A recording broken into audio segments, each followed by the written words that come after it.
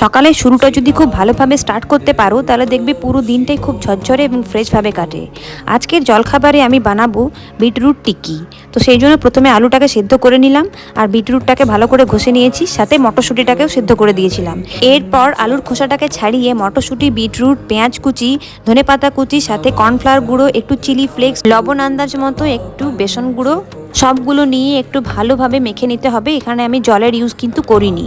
এরপর পুরো মিশ্রণটা মাখা হয়ে গেলে যেভাবে টিকি বানাই ঠিক সেভাবে টিকি শেপে এগুলোকে বানিয়ে নিয়ে প্যানে একটু তেল দিয়ে টিকিগুলোকে সেঁকে নিতে হবে এপিট ওপিট করে, যাতে ভালোভাবে পুরোটা সেঁকা হয়ে যায় আর ভেতরটা কাঁচাও না থাকে।